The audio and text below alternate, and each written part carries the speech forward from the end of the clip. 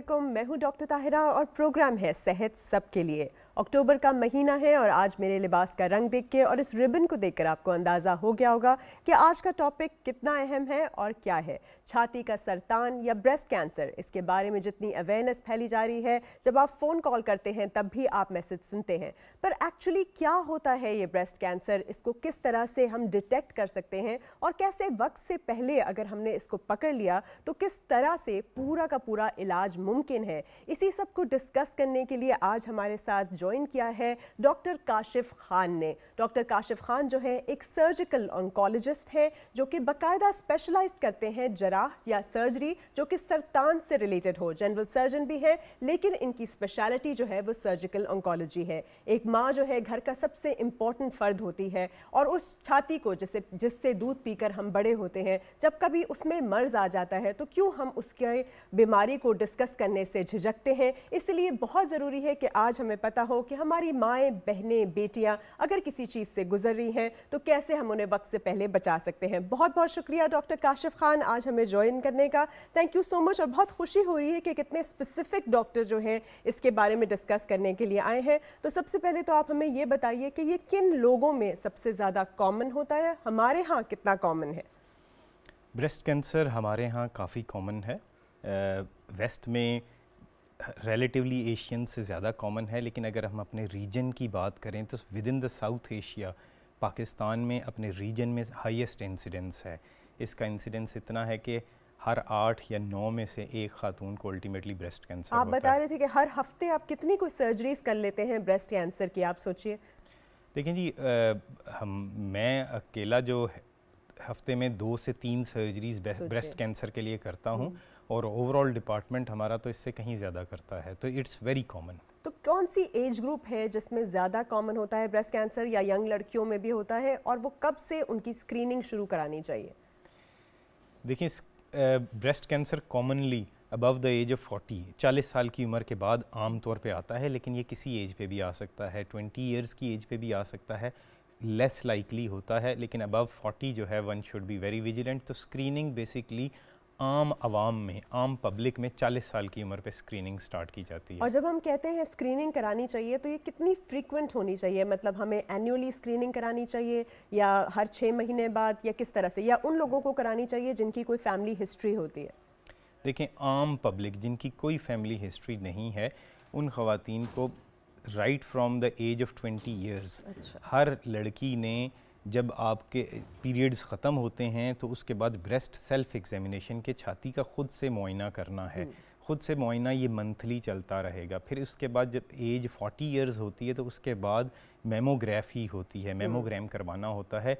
वो कुछ बेहतर ये होता है कि हर 3 साल के बाद उसको कर लिया जाए, तो जनरली 3 साल के बाद मेमोग्राम होता है। तो बेसिकली जैसे आपने कहा कि ब्रेस्ट सेल्फ एग्जामिनेशन करनी है कि हर खातून ने, हर लड़की ने जो कि पीरियड्स की एज से ख़त्म होती है, और जैसे ही पीरियड्स उसको ख़त्म होते हैं तो वो आईने के सामने खुद अपने हाथ से अपने ब्रेस्ट को फील करके बताएगी कि उसको किसी किस्म की कोई गुठली या कोई लंप तो फील नहीं होता। इसके बारे में आप थोड़ा सा इन डिटेल बताएंगे सेल्फ ब्रेस्ट एग्जामिनेशन के बारे में, ताकि जितनी भी हमारी ख़वातीन देख रही हैं वो ये खुद कर सके और उनको कोई फील हो तो वो फिर डॉक्टर के पास जा सके। देखिए जी, 20 इयर्स की एज के बाद जैसे ही माहवारी पीरियड्स ख़त्म होते हैं तो उसके बाद सेल्फ एग्जामिनेशन करना है। ये इसकी एक सबसे बड़ी इम्पॉर्टेंस ये है कि ख़वातीन अपने ब्रेस्ट्स के साथ फेमिलियराइज होती हैं, उनको पता लग जाता है व्हाट इज़ नॉर्मल। तो फिर उसके बाद जो चेंज आती है उसका एक सिस्टमेटिक तरीका है जिसमें छाती को 4 हिस्सों में डिवाइड करके उन चारों हिस्सों को अलग-अलग से महसूस किया जाता है। उसकी एग्जैक्ट प्रैक्टिकल डिटेल ऐसे बताना थोड़ा सा डिफिकल्ट है, that can be seen on social media. तरह से वो 4 उंगलियों के साथ प्रेस करके पूरा सर्कुलर मोशन में करके, उसमें आप थोड़ा सा ये भी बता दीजिए कि किस तरह से एक का साइज दूसरे से अगर बड़ा या छोटा नजर आए, या आपको जो स्किन चेंजेस हैं उसको मेंशन कर दीजिए, या फिर जो लंप है वो कैसे है। जो अर्ली फीचर्स हैं ना ब्रेस्ट कैंसर के जो आम तौर पे नज़र आते हैं उनके बारे में बता देता हूँ कि सबसे कॉमन फीचर तो है कि छाती के अंदर गिल्टी का बनना, कुछ महसूस होना आपको जो है डिफरेंट है, एक ये आ जाता है। फिर उसके बाद बगल में गिल्टी का महसूस होना, निप्पल का अंदर की तरफ धंस जाना, उसकी शेप में कोई तब्दीली आना, چھاتی کی جلد اندر کی طرف کھینچی جانا، یہ بھی بریسٹ کینسر کی علامات میں سے ہے. پھر اس کے علاوہ نپل اور اس کے ارد گرد کی جو سکن ہوتی ہے اس میں رنگت میں تبدیلی آنا، سرخی مائل ہو جانا، تو یہ ساری چیزیں فیچرز آف بریسٹ کینسر ہیں. جیسے وہ نارنگی ہوتی ہے یا ہمارا مالٹا ہوتا ہے، اس کی جو جلد ہوتی ہے جس کے اوپر چھوٹے چھوٹے چھوٹے سے آپ کو وہ ڈاٹس نظر آتے ہیں، اگر اس طرح کی جیسے ہم اورنج پیل اپیئرنس کہتے ہیں اس طرح کی سکن ہو جائے تب بھی ان کو جانا چاہیے. بالکل جانا چاہیے. تو سو ونس آپ ایک دفعہ آپ کو پتہ لگ گیا واٹ از نارمل، جب آپ کی ایک ہیبٹ ہے ایوری منتھ ڈوئنگ در بریسٹ سیلف ایگزامینیشن، تو جنرلی آپ کو پتہ لگ جائے گا دیر از سم تھنگ ڈفرینٹ، کچھ مختلف ہو رہا ہے. تو کوئی گلٹی محسوس ہو، جلد میں تبدیلی محسوس ہو، بغل میں گلٹی محسوس ہو، نپل کا اندر دھنس جانا، جلد کا اندر کی طرف کھینچا جانا، جلد کی رنگت میں تبدیلی، سرخ مالٹے کی سکن کی طرح کی ہونا. کسی قسم کا ڈسچارج بھی ہوتا ہے جیسے خون کا یا دودھ کا یا وائٹش کسی قسم کا ڈسچارج بھی ہو سکتا ہے تب بھی؟ دیکھیں جی ڈسچارج بالکل ہو سکتا ہے، جنرلی کلیئر یا بلڈ سٹینڈ تھوڑا سا، جو یہ ڈسچارجز پرابلمٹک ہوتے ہیں. لیکن کوئی بھی ڈسچارج ہے جو ایب نارمل ہے تو یہ اتنا ضروری ہو جاتا ہے کہ آپ ڈاکٹر کے پاس جائیں، ان سے مشورہ کریں اور پورا ورک اپ ہونا چاہیے. ٹھیک ہے. اور جب عام طور پہ لڑکیوں کو ماہواری سے پہلے ویسے بھی تھوڑی سی تکلیف ہوتی ہے یا تھوڑی سی گلٹیاں سی بن جاتی ہیں، تو اس کو وہ کیسے ڈفرینشیٹ کر سکتی ہیں کہ یہ گلٹی وہ والی ہے یا یہ کینسر والی ہے؟ یہ بڑا اہم سوال ہے. ایکچولی اس میں ہوتا یہ ہے کہ جو منتھلی چینجز ہیں اس میں بریسٹ میں چینجز آتی ہیں، اور اکثر لڑکیاں جو ہیں ان کو لمپینس فیل ہوتی ہے کہ ایسے محسوس ہوتا ہے، کویسچن مارک ہوتا ہے کہ یہ کوئی گلٹی ہے یا نہیں ہے. تو اس کا یہ طریقہ کار ہے کیونکہ بریسٹ چینج ہو رہے ہیں تو آپ نے ایگزامن کر لیا، پھر 2 ہفتے بعد آپ نے ایگزامن کرنا ہے. تو 2 ہفتے بعد جب آپ ایگزامن کریں گی تو یہ آپ کے منتھلی سائیکل کے 2 ڈفرینٹ فیزز ہوں گے، تو اس سے کافی آسانی ہو جاتی ہے. لیکن الٹیمیٹلی اگر آپ کنکلوڈ کرتے ہیں کہ ویسے کی ویسی ہی رہتی ہے، ویسے کی ویسی ہے اور گلٹی ہے، تو پھر آپ کو ڈاکٹر کے پاس جانا ہے. اچھا، بریسٹ میں اور کون سی کنڈیشن ہوتی ہے جیسے میسٹائٹس ہو گیا جس میں انفلیمیشن یا سوزش ہو جاتی ہے، بہت سارے لوگوں کو انفیکشن بھی ہو جاتا ہے، تو اس کے لیے کیا کرنا چاہیے؟ مطلب جیسے وہ اس کو ڈفرینشیٹ کیسے کرتے ہیں؟ آپ گئے اینٹی بایوٹک لی، اس کے بعد ایکچولی یہ تو اب چیلنج آ جاتا ہے فار دا ٹریٹنگ سرجن اور دا ٹریٹنگ فزیشین کہ اس نے ڈائگنوسس بنانا ہے. تو اس ساری سچویشن میں ہم ڈیٹیلڈ ہسٹری پیشنٹ کی لے کے پھر اس کو ایگزامن کرتے ہیں، پھر ساتھ امیجنگ کرتے ہیں، الٹرا ساؤنڈ اور میموگرام، پھر ان کی بیسس پہ الٹیمیٹلی کنکلوڈ کرتے ہیں. لیکن کوئی بھی ایسی ایب نارمیلٹی ہے تو انہوں نے ڈاکٹر کے پاس پہنچنا ہے، پھر آگے ڈاکٹر اس کو ٹیک اپ کر لیتے ہیں. اچھا چلیے، آپ مجھے بتائیے کہ کن لوگوں میں زیادہ ٹینڈنسی ہے، مطلب جن کا ویٹ زیادہ ہوتا ہے یا فار ایگزامپل جن کا الکوہول یا اسموکنگ یوزلی ہوتی ہے، تو کون سے لوگ ہیں جو زیادہ کینڈیڈیٹس ہیں فار بریسٹ کینسر یا ہارمونل تھراپی لیتے ہیں؟ دیکھیں جی، رسک فیکٹرز ہیں بریسٹ کینسر کے جو کہ بریسٹ کینسر کا رسک بڑھاتے ہیں. وہ 2 براڈ کیٹیگریز میں ڈیوائیڈ ہو سکتے ہیں، جن میں ایک یہ ہے کہ جن کو آپ تبدیل نہیں کر سکتے، ایک ایسے ہیں جن کو آپ تبدیل کر سکتے ہیں. پہلے میں بات کر لیتا ہوں جن کو ہم تبدیل کر سکتے ہیں. اس میں یہ ہے کہ اسموکنگ سے رسک بڑھتا ہے، الکوہل کی انٹیک سے رسک بڑھتا ہے، ڈائٹری ہیبٹس سے فرق پڑتا ہے. اس میں میڈیٹرینین ڈائٹ کے بارے میں کہا جاتا ہے، اس سے اس کا رسک کم ہوتا ہے، جس میں فش اور اولیو آئل آتے ہیں. پھر اس کے بعد آپ کا ایکٹیو ہیلدی لائف سٹائل جو ہے وہ امپورٹنٹ ہے.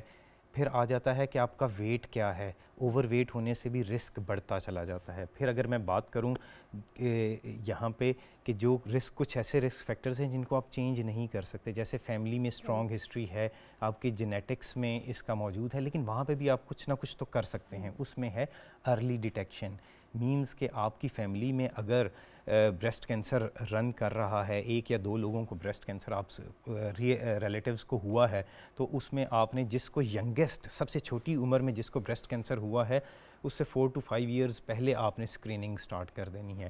تو اس میں الٹرا ساؤنڈ اگر ینگ ایج ہے یا پھر MRI بریسٹ کا ہے، اس سے اسکریننگ سٹارٹ کر دی جاتی ہے. تو آپ نے یہ یاد رکھنا ہے کہ جو ینگیسٹ جس کو ہوا تھا اس سے 5 سال پہلے آپ نے الرٹ ہو جانا ہے اور ارلی فیچرز پہ پک کر لینا ہے. اچھا، جب آپ نے کہا کہ اسکریننگ کے اندر الٹرا ساؤنڈ بھی ہے اور MRI بھی ہے اور ساتھ ساتھ آپ کا میموگرام ہے آفٹر دی ایج آف 40، اور اس میں کوئی بلڈ ٹیسٹ یا جینیٹک ٹیسٹ ہیں، کیونکہ جینیٹک پری ڈسپوزیشن کا پتہ ہوتا ہے جو جینز ہوتے ہیں، تو اس کا وہ کن لوگوں کو کرانے چاہیے جو جینیٹک ٹیسٹ ہیں جیسے BRCA وغیرہ؟ دیکھیں، جو الٹرا ساؤنڈ اور MRI ہے یہ تو صرف ان لوگوں کے لیے ہے جن کو یا تو جینیٹک میوٹیشن ڈیٹیکٹ ہو چکی ہو یا بہت اسٹرانگ فیملی ہسٹری ہے. تو یہ بہت کم گروپ آف جنرلی اسکریننگ کے لیے میموگرام ہے جو 40 ایئرس کی ایج پہ اسٹارٹ ہوتا ہے. 2 to 3 ایئرلی اس کو ریپیٹ کرنا ہوتا ہے یا ڈپینڈنگ اپان دا فائنڈنگز. تو جو جن فیملیز میں یہ رن کرتا ہے اس میں جو پیشنٹ ہے اس کی پہلے سب سے پہلے جینیٹک ٹیسٹنگ کر لی جاتی ہے. 2-3 جینیٹک میوٹیشنز ہیں, BRCA1 BRCA2 ہے, تو اگر یہ ڈیٹیکٹ ہو جائیں تو باقی فیملی ممبرز جو ہیں ان میں بھی اس جین کو ڈیٹیکٹ کرنے کے لیے ٹیسٹنگ کی جاتی ہے. اگر ان میں آ جائے تو پھر ان میں بریسٹ کینسر کا اور ایک جینیٹک میوٹیشن میں بریسٹ اینڈ اوویرین کینسر کا رسک بڑھ جاتا ہے. پھر وہ اس میں پھر انڈیویجولائزڈ کاؤنسلنگ ہے, پھر ڈیسیژن میکنگ ہے کہ کیا بیسٹ اسٹریٹجی ہے نیکسٹ اس کے. لیکن آئیڈینٹیفائی کرنا خاص طور پہ ایسی فیملیز اب جو جانتے ہیں کہ ان کی فیملی میں بریسٹ کینسر کافی لوگوں کو ہو چکا ہوا ہے تو ان کو اس بارے میں سوچنا چاہیے اور ڈاکٹر سے ایڈوائس لینی چاہیے. اچھا, اس لیے یہ ساری اویئرنیس جو ہم پھیلا رہے ہیں یہ زیادہ ضروری اس لیے بھی ہے کیونکہ لوگ جو ہے وہ کیمو تھراپی اور ریڈیشن سے ڈر جاتے ہیں. تو جو سرجری ہے وہ ایک ایبسلیوٹ اس کا ٹریٹمنٹ ہے اور آپ تو ہیں ہی سرجن, تو آپ تھوڑا سا لوگوں کو یہ سمجھائیے کہ اگر وہ ارلی اسٹیج میں بالکل ہی گریڈ 1 اسٹیج 1 میں ڈیٹیکٹ کر پاتے ہیں تو سرجری کیسے ان کو بالکل فری کر دیتی ہے ڈیزیز سے. دیکھیں جی, ارلی ڈیٹیکشن, پہلی بات تو یہ ہو گئی کہ ہیلدی لائف سٹائل اور جو ساری چیزیں اوائڈ کرنی ہیں اس سے آپ اپنا انسیڈنس کم کریں. ونس وہ ایک حد تک ہو سکتا ہے, اس کے بیونڈ تو نہیں ہو سکتا. اب بریسٹ کینسر اگر خدا نخواستہ کسی کو ہوتا ہے تو ارلی ڈیٹیکشن سے ہم زندگی بچا سکتے ہیں. ارلی ڈیٹیکشن سے دوسرا فائدہ یہ ہوتا ہے کہ پہلے آپریشن ہوتا تھا جس میں پوری چھاتی کو نکال دیا جاتا تھا. اب بریسٹ کنزرویشن سرجری ہے, صرف ٹیومر کو نکالیں گے اگر ارلی ڈیٹیکٹ ہو جاتا ہے. پھر تیسرا بڑا ایڈوانٹیج یہ ہوتا ہے کہ ٹریٹمنٹ کاسٹ افیکٹو ہو جاتی ہے کہ اس میں کیمو تھراپی اور ریڈیشن کی ضرورت نہیں پڑتی اگر جلدی ڈیٹیکٹ ہو جائے. تو یہ 3 بڑے فائدے ہیں ارلی ڈیٹیکشن کے.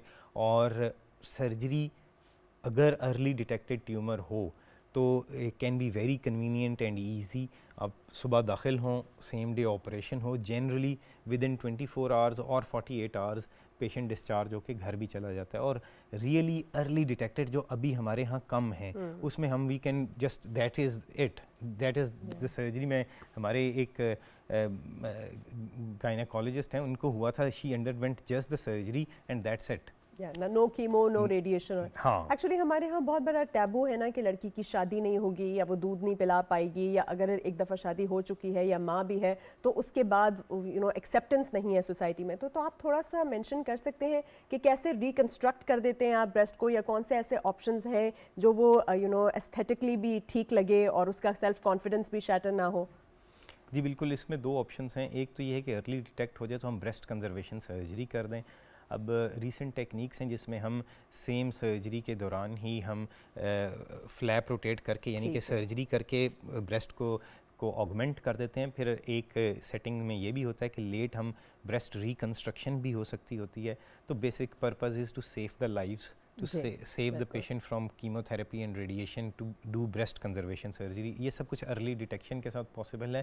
جہاں پہ ہم ارلی ڈیٹیکشن کی بات کرتے ہیں تو اس میں ذمہ داری جو ہے گھر کی جو بڑی خاتون ہے اس پہ بھی بڑی آتی ہے کہ اس نے اپنی باقی جو فیملی ممبرز ہیں ان کے ساتھ ایسا ریلیشن شپ رکھنا ہے کہ وہ فوراً آ کے ایسا مسئلہ ان کو بتا سکیں تاکہ وہ ان کو ساتھ لے جا کے, کیونکہ اگر ایک 40 سال کی خاتون ہے یا 35 سال کی خاتون ہے اس کو ایسا مسئلہ ہوتا ہے تو جنرلی ہمارے معاشرے میں اس میں کانفیڈنس نہیں ہوتا کہ وہ اٹھ کے چلی جائے ڈائریکٹلی ڈاکٹر کے پاس پہنچ جائے. تو جو گھر میں بڑی خاتون ہیں, پھر اس کے علاوہ ہمارے جو ٹیچرز ہیں, ہمارے جو سوشل رسپانسبلٹی جن پہ تھوڑی سی زیادہ آتی ہے, اس میں ہمارے علماء اکرام ہیں, مولانا حضرات ہیں, تو ان سب کا بھی رول بنتا ہے کہ وہ اس کی اویئرنیس میں بڑھائیں تاکہ ہم زندگیاں بچا سکیں. بالکل, زندگی بچانا کتنا زیادہ ضروری ہے, پر انفارچونیٹلی ہمارے معاشرے میں آپ دیکھ رہے ہوں گے کہ جیسے یوزلی ہمارے پروگرام میں اب تک بہت سارے کالز آ جاتی ہیں, لیکن آج کال نہ آنے کا بھی ون آف دا یہ ریزنز ہے کہ بہت زیادہ شرم اور جھجک محسوس کرتے ہیں لوگ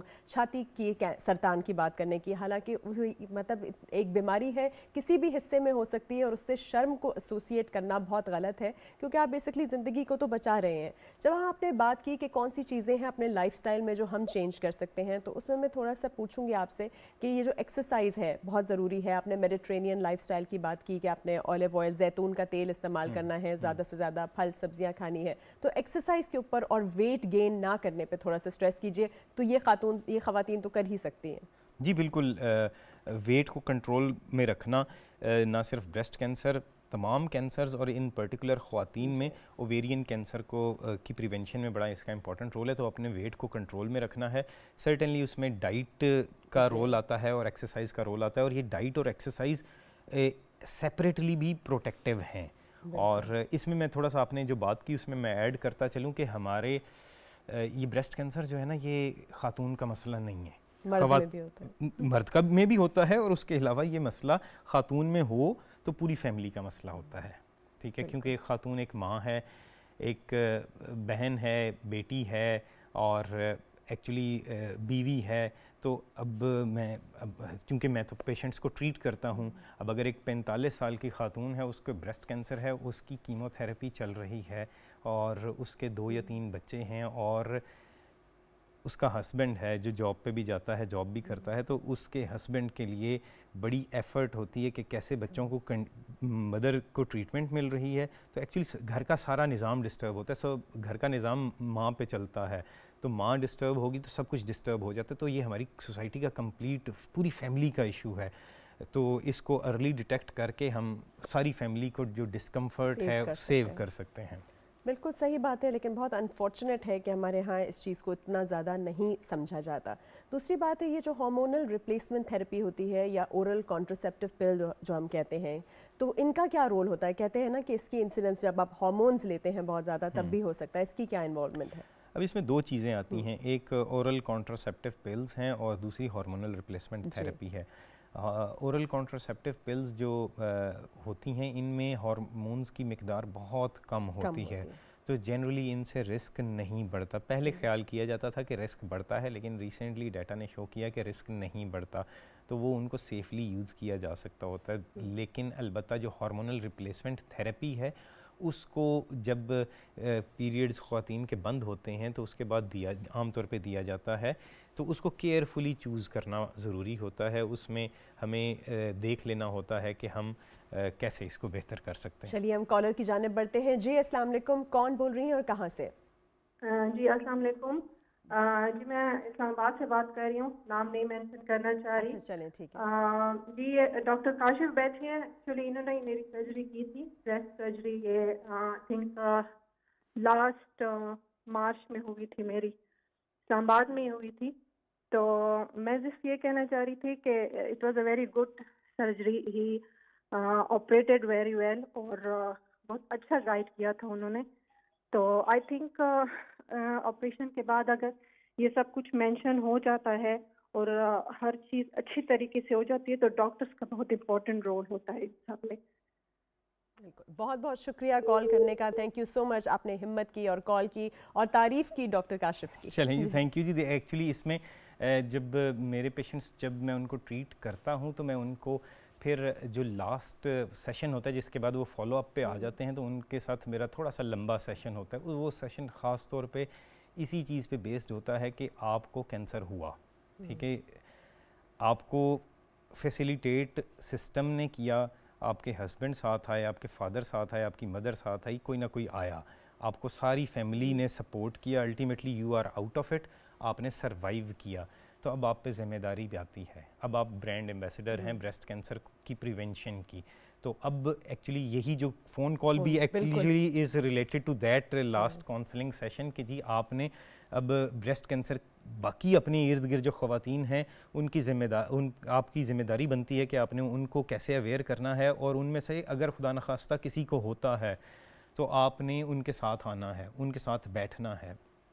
ایکچولی آئی ہیو سین کہ میرے کچھ پیشنٹس ایسے ہیں کہ جو کافی ایکٹیو ہیں اور کافی ووکل ہیں, تو ان کو میں نے ایکچولی یوٹیلائز اس طرح بھی کیا کہ جب خواتین میں ڈائگنوسس بنا تو وہ اس کے ساتھ ڈر کا بہت ایلیمنٹ ہوتا ہے, تو اس میں نے ان کو ایسے یوٹیلائز کیا کہ میں نے ان سے پہلے پوچھ لیا ہوتا ہے, تو میں ان کی ملاقات کروا دیتا ہوں ان کو. ایون لوگوں نے یہ بھی مجھے بتایا ہوا ہے کہ آپ میرا نمبر دے دیجیے گا, میں ان کو اپنے گھر بلا لوں گا. تو ایسے بھی ہوا کہ جیسے میں آپ سے پہلے بات کر رہا تھا رمشا جو کی مدر کا جو سلسلہ تھا, تو she was very active and she they invited a few other patients who were pre-surgery to their home and they had a cup of tea together اور انہوں نے ڈسکشن کی اور اس ڈسکشن سے کانفیڈنس لیول بوسٹ ہوا اور اس سے بڑا ہمیں ہمارے لیے بڑا ہیلپ فل ہوا ٹریٹمنٹ دینا.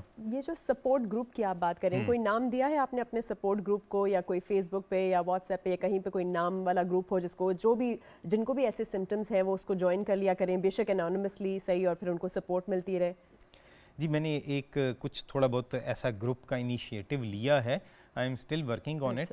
تو ایکچولی بنا لیا ہوا ہے اس کو فل اس رن پہ ایکچولی تھوڑا سا ڈیفیکلٹ ہو جاتا ہے ود ٹائٹ اسکیجول, اور پھر اس میں بڑا اسٹرانگ ایڈمنسٹریشن انوالوڈ ہوتی ہے, but I am still running it. اور پھر اس کے علاوہ اگر میرے خیال سے I would be discussing this thing with a number of my patients actually who are very much vocal, جن سے میں نے ایک آدھی جگہوں پہ میں نے اپنے پیشنٹس کو بھی اپنے ساتھ لے کے گیا ہوں who have a very good communication skills and are willing to participate in the campaign for prevention and early detection of breast cancer. تو انشاءاللہ we will plan an event جس میں اپنے ساتھ ایسی ایکٹیو خاتون کو بھی لے کے آؤں گا جو who would be a role model for people to follow. بالکل, آج کل بہت ساری اویئرنیس سیشنز آپ دیکھ رہے ہوں گے ڈفرینٹ کارپوریٹ آفیسز میں, اسکولز میں اور ڈفرینٹ جگہوں پہ ہو رہی ہیں, جہاں پہ اسی طرح کی سروائیورز آ کر اپنی کہانی بتاتی ہیں, اور اٹ ہیلپس تاکہ جو جتنے بھی دوسرے لوگ ہیں جن کو اس طرح کا کچھ فیل ہوتا ہے وہ بھی اوپنلی شیئر کر سکیں. اس میں تھوڑا سا بتائیے کہ بہت ساری کریمز ہیں مارکیٹ میں, بریسٹ انلارجمنٹ کریمز یا اور وائٹننگ کریمز موجود ہوتی ہیں, اور کچھ لوگ بہت ٹائٹ فٹنگ انڈر ویئر بھی پہنتے ہیں, مطلب انڈر گارمنٹ پہنتے ہیں بیسکلی. اس کا کوئی ہے role to play with breast cancer اور ناٹ؟ مطلب ال فٹنگ آپ کی انڈر گارمنٹ ہو, پرولونگڈ اس کی یوز ہو, یا پھر آپ کی ہائیجین ہیبٹس خراب ہوں, فار سم ریزن آپ نے ہائیجین کا خاص خیال نہیں رکھا, does it in any way affect breast cancer? Actually جو آپ نے کریمز کی بات کی نا, تو ایکچولی یہ ساری کریمز جو ہے نا براڈلی ان ریگولیٹڈ ہیں اور ان نون انگریڈینٹس ہیں. سو یہ ان میں کون سے کیمیکلز یوز ہو رہے ہیں, اب اسپیسیفک اسٹڈیز تو ایز سچ نہیں ہیں, but I can say to be on the safe side these things should be avoided. اور جو آپ نے جو فٹنگ ہے نا وہ ایکچولی بہت زیادہ ٹائٹ, اور اس میں بیلنس مینٹین کرنا چاہیے. بریسٹ کینسر کے علاوہ دوسرے کچھ پرابلمز ہوتے ہیں جو کہ اس کے ساتھ آ سکتے ہوتے ہیں, تو اس لیے ہائیجین اور یہ سب کو مینٹین کرنا اٹ از ویری امپورٹنٹ. اچھا, پھر ایک اور بات بھی بتائیے کہ صرف اور صرف بریسٹ میں لوکلائز نہیں ہوتے سمٹمز, جیسے آپ نے پہلے بھی کہا تھا بغلوں کے اندر لمف نوڈز کا ہونا, مطلب گلٹی کا ہونا, یا پھر اور جب میٹاسٹاسائز کر چکا ہوتا ہے تو پھر کیا ہو سکتے ہیں, آپ کی علامات کیا ہو سکتی ہیں؟ ایکچولی یہ والی علامات ہم چاہتے تو ہیں کہ اس سے کہیں پہلے ڈیٹیکٹ ہو جائے, اور ٹو بی آنیسٹ میں آپ کو ایک بات ہوں, ویری ریئرلی کم ایسے ہوتا ہے کہ بریسٹ کینسر بہت آئے ہی اس طرح کے پھیلا ہوا ہو, کم ہوتا ہے, ہوتا ضرور ہے. اس میں ایکچولی لیور میں جا سکتا ہوتا ہے, جب لیور میں جاتا ہے تو یرکان کرتا ہے, لنگز میں جاتا ہے تو کھانسی کرتا ہے, اور اس کے علاوہ برین میں جا سکتا ہوتا ہے. یہ ساری سچویشن ہے. اچھا, بہت سارے پیشنٹس کو ایف این اے سی یا بایوپسی ایڈوائز کی جاتی ہے, ایف این اے سی فائن نیڈل ایسپریشن سائٹولوجی, تو وہ اس سے بہت گھبرا جاتی ہیں کہ بھئی سوئی ڈالیں گے کیا ہو جائے گا. تو آپ تھوڑا سا ان ڈیٹیل ایکسپلین کریں گے ایف این اے سی اور یہ جو بایوپسی, ایکسیجنل بایوپسی اور لمپیکٹمی کا تھوڑا سا فرق, تاکہ وہ کلیئر ہو جائے. دیکھیں جی, اب جو اسٹینڈرڈ ڈائگنوسٹک موڈیلٹی ہے جس سے ہم کنفرم بتا سکتے ہیں وہ بایوپسی کا لینا ہوتا ہے. اب جو اسٹینڈرڈ میتھڈالوجی آف بایوپسی وہ یہ ہے کہ کور بایوپسی لیتے ہیں. جو نیڈل ہے تھوڑی سی یہ موٹی نیڈل ہوتی ہے عام نیڈل سے, وہ اسٹینڈرڈ ہے. اب ایف این اے سی صرف بغل میں اگر گلٹی ہو تو اس میں کچھ سچویشنز میں لیا جا سکتا ہوتا ہے, لیکن باقی جو ہے الٹرا ساؤنڈ گائیڈنس میں کور بایوپسی سے وہ لیتے ہیں. اس میں سب سے زیادہ میرے خیال سے جو مجھے بھی کویسچن فیس کرنا پڑتا ہے وہ کہتے ہیں کہ جی یہ بایوپسی ہو گئی تو اس کو لوہا لگ جائے گا اور پھر اس کے بعد یہ پھیل جائے گا, تو پھر تو یہ قابو میں ہی نہیں آئے گا. تو میں پھر ان پیشنٹس کو بتاتا یہ ہوں کہ جتنے بھی پیشنٹس ہیں جنہوں نے اس کا ٹریٹمنٹ پوری دنیا بھر میں کروایا یا کروا رہے ہیں, ان سب کا تشخیص کا ایک ہی طریقہ ہے بایوپسی. اور اتنے زیادہ لوگ ہیں جو اس کی ٹریٹمنٹ کے بعد سکسیزفل ٹریٹمنٹ کے بعد ٹھیک ہو چکے ہیں, وہ سب کی بایوپسی ہوئی ہے. تو biopsy is very much necessary, یہ کروانی چاہیے, اور تاکہ ہم اس کے بعد تشخیص کر کے آگے بڑھ سکیں اور ٹریٹمنٹ سٹارٹ کر سکیں. اور میں اس میں یہ صرف ایک ایڈ آن کرتا چاہوں کہ بریسٹ کینسر ٹوٹل ایسے نہیں ہے کہ بس بریسٹ کینسر ڈائگنوسس بن گیا تو اب کچھ نہیں ہو سکتا.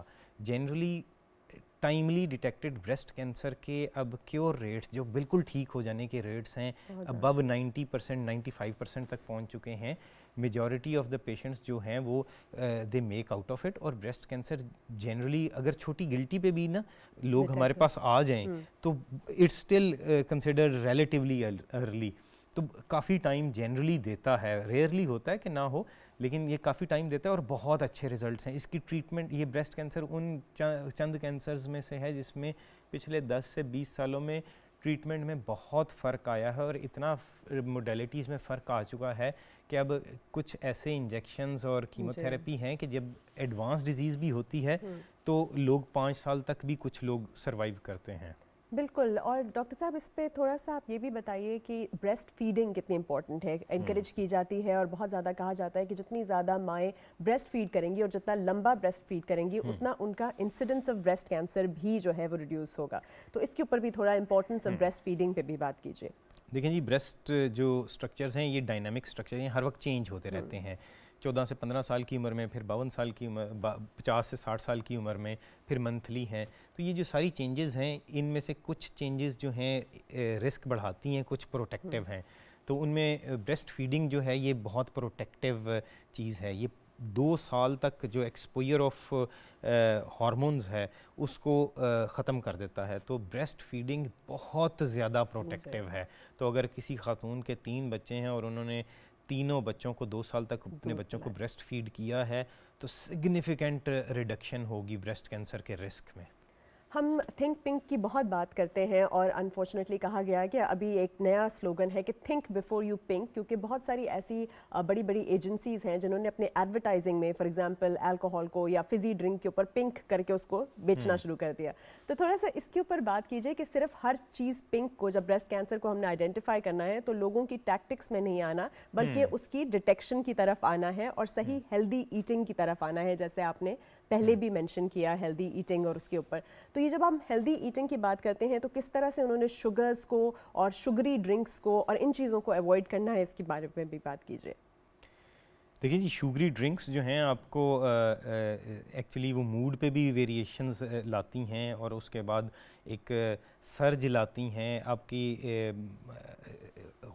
ریج آنا, اور پھر اس کے علاوہ یہ شوگری ڈرنکس جو ہیں الٹیمیٹلی آپ کو کے لائف سٹائل اور ڈائٹری ہیبٹس یہ ان میں انکلوڈ ہوتی ہیں جو کہ بریسٹ کینسر کا رسک بڑھاتی ہیں. یہ اوبیسٹی کو, موٹاپے کو بڑھاتی ہیں, اور موٹاپا انڈائریکٹلی جو ہے بریسٹ کینسر کا رسک بڑھاتا ہے, اور موٹاپا آتا ہے تو پھر آپ فزیکلی ان ایکٹیو ہوتے ہیں. تو دس از اے چین ریئیکشن, ویشیس سائیکل بنتا ہے. تو ہمیں اپنی ڈائٹ کو بہتر کرنا ہے, یہ ان ٹیکٹکس میں نہیں آنا, اور ریئل اویئرنیس ریز کرنی ہے جس میں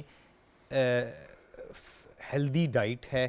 ہیلدی ڈائٹ میں فروٹس اینڈ ویجیٹیبلز کا زیادہ استعمال ہے, اولیو آئل کا استعمال ہے, فش کا استعمال ہے, یہ ساری چیزیں آتی ہیں. اومیگا 3 فیٹی ایسڈز کا تھوڑا رول بتائیے کہ یہ بھی ایکچولی فش اور اولیو آئل کے میں یہ چیزیں اگر وہ اس کا سپلیمنٹ لینا شروع ہو جائے تو از دیٹ اوکے اور ایڈوائز؟ آئی وڈ سجیسٹ کہ نہیں, میرے خیال سے سپلیمنٹ ایڈ کرنے کی بجائے ڈائٹ, ہاں نیچرل. ہمیں ایکچولی ایک نارمل بندہ جو 40 سال 30 سال 45 50 سال کی ایج تک ہے, اس کو اگر ہیلدی بیلنس ڈائٹ لے رہا ہے تو اس کو کوئی سپلیمنٹ لینے کی ضرورت نہیں ہے. سپلیمنٹ کی ضرورت ایک خاص ایج کے بعد آتی ہے, اور اگر کوئی ہاضمے میں مسئلہ ہے پھر ضرورت ہے, ورنہ تو ضرورت نہیں ہے. اچھا ڈاکٹر صاحب, تھوڑا سا یہ بتائیے, ہمارے ہاں یہ کہا جاتا ہے کہ اگر کوئی بریسٹ کا مسئلہ ہے تو اگر تو وہ عورت میرڈ ہے یا اس کے بچے ہیں تو وہ پھر بھی ہمت کر کے چلی جاتی ہے, لیکن اگر وہ کواری ہے تو وہ بیچاری مینشن بھی کسی کو نہیں کر پاتی کیونکہ اس کے اوپر لیبل کیا جاتا ہے کہ کواری لڑکی کو یہ مسئلہ کیسے ہو سکتا ہے. اور آپ دیکھ رہے ہیں آج ہماری کالرز, بالکل یہ ایسا نہیں ہوتا, یوزلی ہماری کال بچتی رہتی ہے, لیکن آج اس جھجک کی وجہ سے لوگ کال نہیں کر رہے. آپ تھوڑا سا لوگوں کو یہ سمجھائیے کہ شادی سے یا بچے ہونے سے کسی بھی قسم کی چھاتی کا یا اور مسئلے کا کوئی تعلق ایسا سچ نہیں ہوتا, کسی بھی ایج کی بچی کو ہو سکتا ہے, اور اس سے ان کو بالکل سنگل آؤٹ نہیں کرنا چاہیے بلکہ یہ کانفیڈنس دینا چاہیے.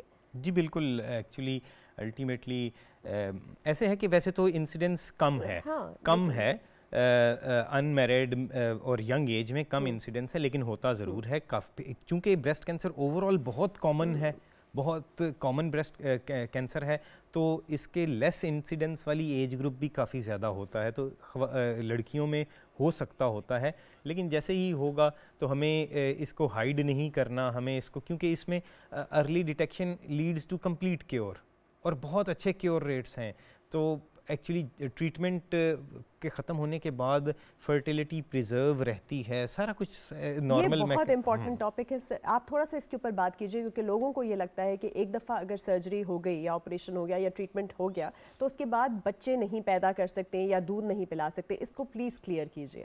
دیکھیں اگر تو ارلی ڈیٹیکٹڈ ہے اور اس میں سرجری، ایکچولی کسی بھی فارم آف ٹریٹمنٹ میں الٹیمیٹلی بچے پیدا کرنے کی صلاحیت پہ کوئی خاص فرق نہیں پڑتا، اور جو سرجری ہے تو وہ تو بالکل ہی نہیں ڈالتی، ٹھیک ہے. اور اگر کوئی بہت لیٹ پریزنٹیشن ہے تو اس میں دودھ پلانے کی صلاحیت ایک سائیڈ سے پہ مسئلہ ہلکا سا آ سکتا ہے، لیکن وہ کوئی ایسی چیز ہے نہیں کہ اس پہ ہم اس کی وجہ سے ٹریٹمنٹ کو روکا جائے. اچھا، اب یوزلی یہ ہوتا ہے نا، جیسے کہ کسی کی ٹانگ کا مسئلہ ہے، کوئی اور ہے تو ان کو پروستھیسس وغیرہ لگائے جاتے ہیں اور سارا کچھ، تو کیا بریسٹ ریکنسٹرکشن کے اوپر آپ تھوڑی سی بات کر سکتے ہیں تاکہ لوگوں کو یہ کانفیڈنس ہو کہ وہ زندگی بھر کے لیے ان کا ڈسفگرمنٹ نہیں ہوگی؟ وہ کون سی ریکنسٹرکٹیو آپشنز اویلیبل ہیں یا واٹس ایور امپلانٹس ہیں یا کیا ہے؟ ایکچولی اس میں 2-3 آپشنز ہیں ڈپینڈنگ اپون کہ ہم پیشنٹ کی ایج کیا ہے، پیشنٹ کی پریفرنسز کیا ہیں. ینگر پیشنٹس میں تو جنرلی زیادہ فٹ اینڈ ہیلدی ہوتی ہیں، تو ان میں کمپلیٹ بریسٹ ریکنسٹرکشن جو ہے وہ پاسبل ہوتی ہے. تو کمپلیٹ بریسٹ ریکنسٹرکشن میں آج کل جو سب سے پاپولر ہے کہ وہ فلیپ پچھلی سائڈ سے گوشت لاتے ہیں سامنے کی طرف میں اور ایک امپلانٹ رکھتے ہیں، اور بڑے اچھے ریزلٹس اس کے آتے ہیں. پھر اس کے بعد پیشنٹ سے ڈسکس کر کے اس کی پریفرنس کے مطابق جو انڈر گارمنٹس ہیں وہ ود امپلانٹ بھی اب ملتے ہیں کہ جس میں، اور جو میری پیشنٹس جو ابو 50 ہیں جنرلی وہ اس چیز پہ خوش ہوتی ہیں کہ ود امپلانٹ جو ہے وہ انڈر گارمنٹ یوز کر لیں، اور اس کے ساتھ they are very happy, they are very actually living confident as well. بالکل نہیں، ڈیفینیٹلی آپ یہ دیکھیے کہ یہ سب کتنا ضروری ہے سب لوگوں کے لیے جاننے کے لیے. صرف ربن لگا لینا کافی نہیں ہوتا، اس کو باقاعدہ آپ نے ایسا ماحول پیدا کرنا ہے اپنے اسکولز میں، کالجز میں، آفیسز میں کہ عورت اتنی کمفرٹیبل اور اتنی کانفیڈنٹ ہو کہ آپ کے پاس آ سکے اور ڈسکس کر سکے اپنے ہیلتھ کیئر پرووائڈر سے. دوسرا، جب ہم جیسے کہتے ہیں کہ بریسٹ فیڈنگ کو آپ نے انکریج کرنا ہے، تو آپ بتائیے ڈاکٹر صاحب، ہمارے ہاں نرسنگ اسٹیشنز نہیں ہوتے ڈفرینٹ جگہوں پہ، انکریج نہیں کیا جاتا. اگر کوئی عورت پلانا چاہے کام پہ بھی دودھ تو اس کو ڈسکریج کیا جاتا ہے، اور ایسی ڈیزگنیٹڈ اسپیسز نہیں بنائے جاتے. تو آپ کی یہ جو جتنا بھی ہے اس میں آپ تھوڑا سا اس کے اوپر بھی کاؤنسلنگ کرتے ہیں لوگوں کی یا کوئی انیشیٹو لیتے ہیں؟ ایکچولی اب ہمارے ڈاکٹری سے تھوڑا سا یہ سوشل ڈومین آ جاتی ہے. Certainly we can guide upon this, اور الٹیمیٹلی یہ جو ہم بیٹھے ہوئے ہیں یہ بھی اویئرنیس لیول بڑھ رہا ہے. تو certainly day care centres, nursing stations, جیسے ہم پروگریس کر رہے ہیں، ڈیولپ کر رہے ہیں، ٹائم گزر رہا ہے، تو لوگ ویسٹرن لائف سٹائل تو اپنا رہے ہیں، لیکن جو ان کی کچھ ایسی چیزیں ہیں جیسے کہ ڈے کیئر سینٹرز کا ہونا.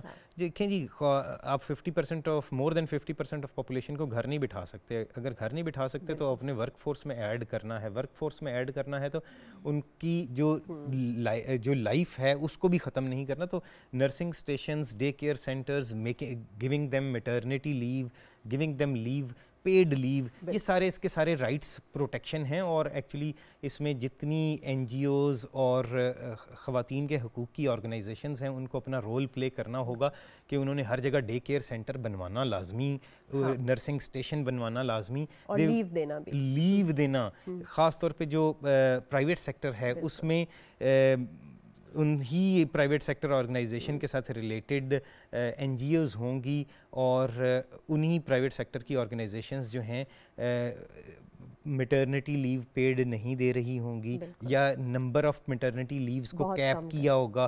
تو یہ دیکھنے کی ضرورت ہے. اور اس میں لیجسلیشن کافی حد تک تو ہوئی ہے، لیکن ایکچوئل امپلیمنٹیشن نہیں ہے. امپلیمنٹیشن اس لیے نہیں ہے کہ اویئرنیس نہیں ہے. تو این جی اوز کو اس میں رول میرے خیال سے مزید پلے کرنے کی ضرورت ہے. डॉक्टर साहब आप थोड़ी सी बात कर लेते हैं कि ये मेल्स में भी होता है और बहुत सारे मेल्स को गायनेकोमास्टिया होता है, मतलब फीमेल जैसे थोड़े से ब्रेस्ट की प्रेजेंटेशन होती है। आजकल तो बहुत सारे लोग जिम जाते हैं, जिम में तरह तरह की दवाइयाँ भी लेते हैं, कुछ प्रोसीजर्स ऐसे भी करते हैं। तो इस मेल्स में क्या इंसिडेंस है और मेल्स में ये किस तरह से प्रेजेंट करता है और उनको किस तरह से, how should they go about it? देखिए जी, मेल्स में जनरली प्रेजेंटेशन जो है, मेल्स में टोटल जो ब्रेस्ट कैंसर डिटेक्ट होता है ना उसका 1% है, मेल्स में होता है। अब ये जो मेल्स में एक्चुअली ब्रेस्ट कैंसर इतना कॉमन है कि मेल्स ऑल्दो के they form 1% of the total patients, but still it is important. So after the age of 40 it is generally presents, और आमतौर पे ये लंप की सूरत में आता है, गिल्टी की फॉर्म में आता है। गिल्टी वो जो एक साइड पे हो वो और इम्पॉर्टेंट हो जाती है, तो उसमें अलार्म्स रेज हो जाने चाहिए। जो गायनेकोमास्टिया यानी कि 40-50 के बाद हार्मोन्स का लेवल डाउन होना शुरू होता है, तो इस सिचुएशन में दोनों तरफ की छाती मर्दों में बढ़ना शुरू हो जाती है। टू सम एक्सटेंट ये कुछ नेचुरल होता है, लेकिन अगर एक साइड की बड़ी हो और एक साइड एसिमेट्री हो तो फिर ये एक बड़ा इंपॉर्टेंट फैक्टर होता है। तो इस सिचुएशन में डॉक्टर के पास पहुंचना ज़रूरी है। मेल्स को इस बात पे अलर्ट होना चाहिए, क्योंकि छाती इतनी बड़ी नहीं होती तो उनमें अर्ली स्प्रेड के चांसेस बढ़ जाते हैं। तो they should be very much alert. अगर उनको एक साइड पे गिल्टी महसूस होती है छाती में, एक साइड पे, तो फ़ौरन से पहुंचना है। दोनों साइडों वाली पे भी पहुंचना है, लेकिन एक साइड वाली पे तो फ़ौरन से पहुंचना है। अच्छा, जो लोग ऐसी जगहों पे काम करते हैं जहाँ बहुत ज़्यादा रेडिएशन एक्सपोजर उनको होता है, जैसे ऐसी फैक्ट्रीज़ में, इंडस्ट्रीज़ में, या एक्सरेज रेडियोलॉजी डिपार्टमेंट में, तो ऐसे लोगों को कौन सी प्रोटेक्शन लेनी चाहिए? क्योंकि अनड्यू रेडिएशन भी तो कैंसर को कॉज करता है, और कितनी स्पेसिफिक होनी चाहिए? एक्चुअली ये वर्क प्लेस पे जो प्रोटेक्शन है उस सारे सिलसिले में आता है। उसमें एक तो ये है कि शील्ड्स का यूज़ होना चाहिए। शील्ड्स के यूज़ के अलावा फिर उसके बाद डोजीमीटर होता है, काउंटर होता है, जिसमें आपकी रेडिएशन एक्सपोजर कैलकुलेट हो रहा होता है। तो पाकिस्तान न्यूक्लियर रेगुलेटरी अथॉरिटी जो है वो उसको हर 6 मंथ्स या ईयर के बाद डिटेक्ट करती है कि आपका कितना रेडिएशन एक्सपोजर हो गया। तो ये वर्क प्लेस की सेफ्टी मेजर्स में आता है। सर्टनली शील्ड का इस्तेमाल और रेडिएशन की डोज का जो कैलकुलेशन होती है वो होती रहनी चाहिए। अच्छा, हमारे यहाँ बहुत सारे डायग्नोस्टिक सेंटर्स की आदत होती है कि वो बहुत ज़्यादा MRI, CT, एक्सरे को प्रमोट करते हैं, राइट, कमर्शियल बेसिस पे। तो इतना ज़्यादा अननीडेड एक्सपोजर कितना बड़ा रिस्क बन सकता है for anybody, like any young person who is going there, और हर थोड़े दिन बाद उसको MRI, CT, अल्ट्रासाउंड लिखा जा रहा है? अच्छा, इसमें ऐसे है कि देखें जी, ultrasound is a safe investigation, उसमें लेकिन अनड्यू करने की वैसे ही कोई ज़रूरत नहीं है।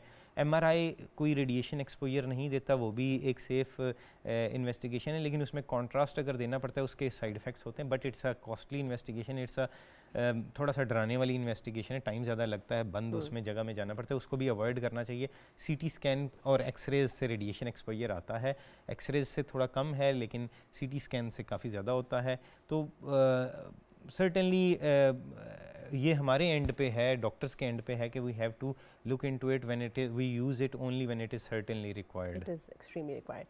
तो जाने से पहले डॉक्टर साहब एक दफ़ा फिर ना ओवरव्यू देते हैं सब लोगों को कि वो कौन कौन से सिम्टम्स हैं। जैसे आपने कहा था, एक क्विक सा उनको फिर से देते हैं कि भाई जैसे लंप हो गया, गुठली हो गई, स्किन चेंजेस हो गई, उनको एक दफ़ा फिर से रिवाइज कर दीजिए, ताकि लोगों को, अगर इन किसी की भी बच्ची जो सुन रही है आज और उसको इस तरह का कुछ भी फील होता है तो वो ज़रूर जाए अपने डॉक्टर के पास। लेकिन टेक होम मैसेज हम ये कह सकते हैं कि हमने स्टार्ट करना है at the age of 20 years.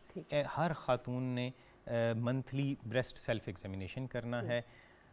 Family में इर्द गिर्द अगर किसी को ब्रेस्ट कैंसर हुआ है तो उससे 5 साल पहले आपने डॉक्टर से मिल लेना है कि आपको क्या करना चाहिए। फिर उसके बाद 40 ईयर्स पे हर एक खातून ने अपना मेमोग्राम करवाना है। उस मेमोग्राम की फाइंडिंग्स की बेसिस पे दोबारा क्या होगा। फिर इम्पॉर्टेंट है अपने लाइफस्टाइल को चेंज करना है, वज़न नहीं बढ़ने देना, अच्छा खाना है, एक्टिव रहना है, स्मोकिंग नहीं करनी। फिर उसके बाद अपने हार्मोन्स के एक्सपोजर को, यानी कि हमने अपनी, फिर उसके बाद एक टेक होम मैसेज सोसाइटी के नाम पे भी है कि हमने इसको टैबू नहीं बनने देना। ख़वातीन जो घर की बड़ी हैं उन्होंने ज़िम्मेदारी लेके सामने आना है और ये सारी अवेयरनेस बच्चियों तक पहुंचानी है और उनके साथ चलना है, और हमारे उलमा इकराम ने भी इसमें अपना रोल प्ले करना है। चलिए एक कॉलर की जानिब बढ़ते हैं। जी अस्सलाम वालेकुम, कौन है, कहाँ से? जी مراد علی لوئر سے. جی جی کیسے ہیں آپ؟ جی بتائیے.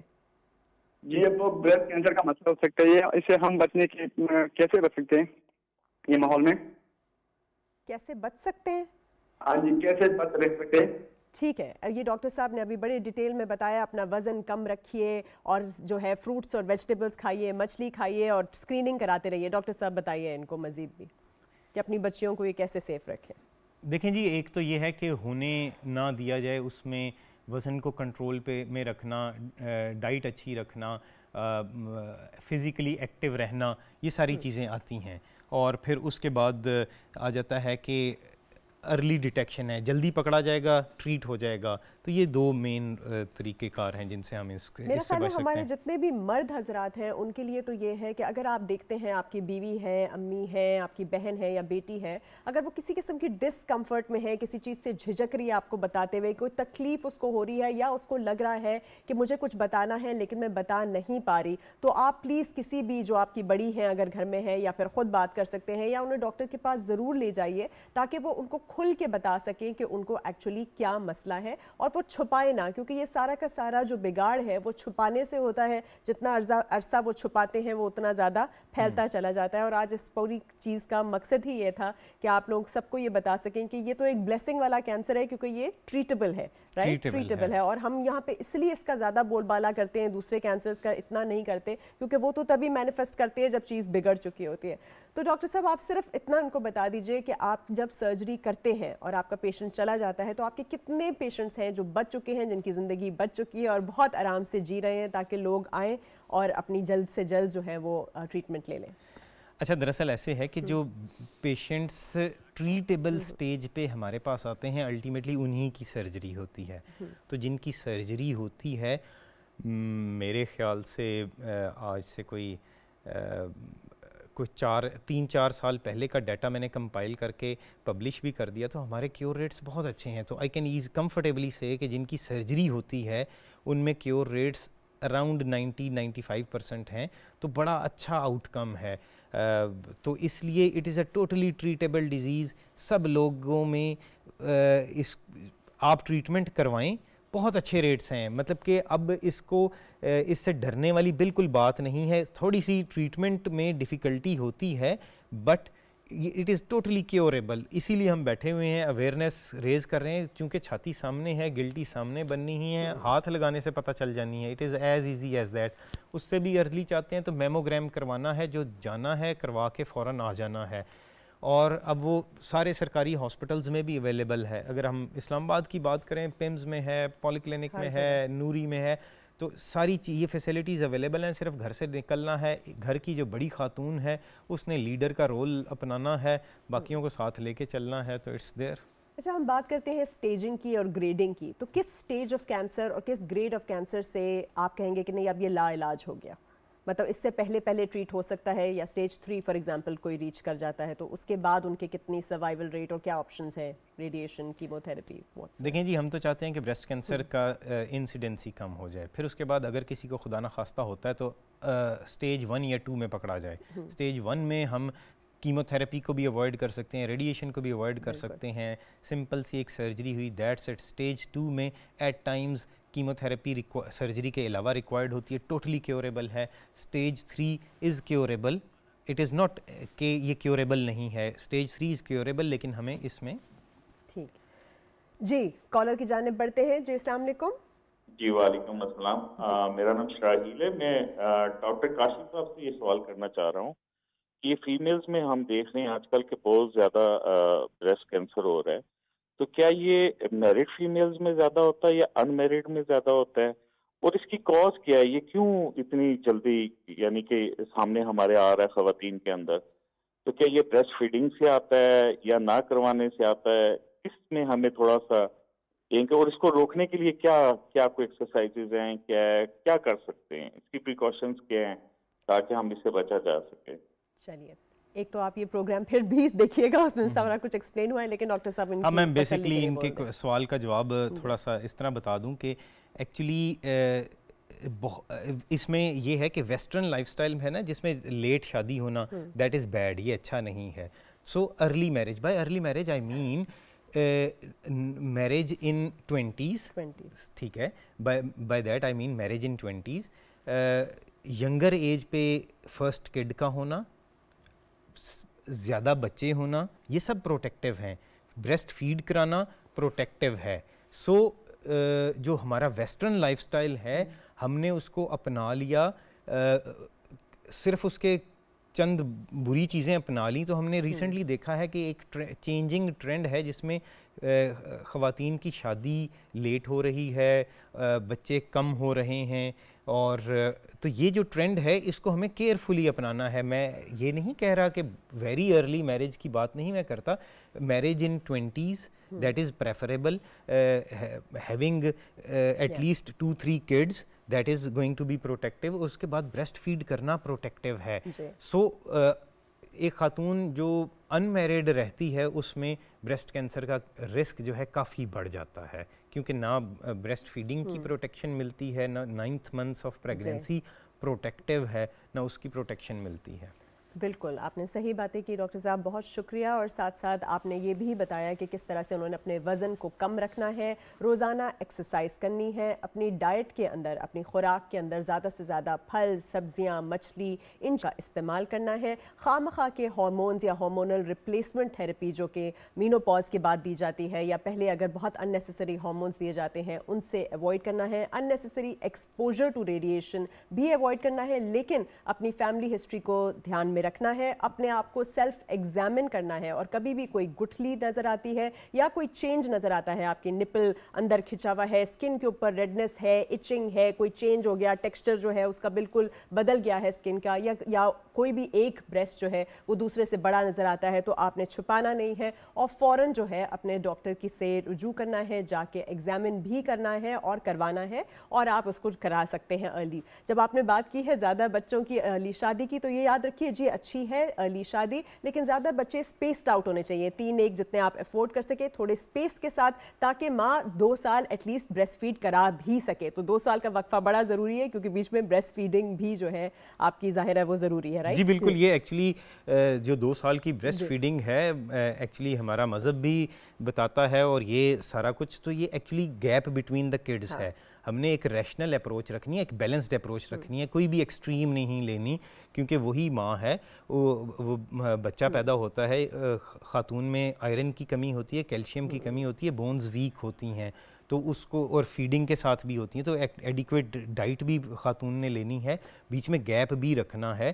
لیکن میں تو تھوڑا سا بات وہ کر رہا تھا getting married at the age of 36, 38, اور پھر اس کے بعد not having a kid, not choosing opting for a kid, تو یہ والی سچویشن کی میں بات کر رہا تھا. لیکن جو خاتون ہے آئی تھنک 20s میں, mid 20s میں is a good age for marriage, اور اس کے بعد 2 سے 3 سال کا وقفہ. اور اب ایکچولی ہم اگر دیکھیں تو اب جو تھوڑا سا فیملی پلاننگ کا ٹرینڈ بھی جو ہے وہ چینج اس طرح ہو رہا ہے کہ وی آر بینگ آسکڈ کہ جی پلان کرنا ہے آپ نے. It's not about reducing the number of kids, it's more about spacing out and planning it, اور اپروپریٹ طریقے سے, ریشنل اپروچ کے ساتھ, جو عقل کو سمجھ آتی ہو نا, اس کے تحت آپ نے پلان کرنا ہے. اس کا نام ہی جو ہے نا خاندانی منصوبہ بندی, اس کا مطلب ہی ہے کہ پہلے آپ سوچیں کہ آپ کے کتنے وسائل ہیں, کس طرح سے آپ اس کو کر سکتے ہیں, اور پھر اس کے اندر ایکچولی وسائل تو ایک مانیٹری بات ہوگی نا. اس کے علاوہ بھی یہ چیز ہے کہ جب آپ کا ریلیجن بتاتا ہے 2 سال کی بریسٹ فیڈنگ, تو 2 سال کی بریسٹ فیڈنگ کے دوران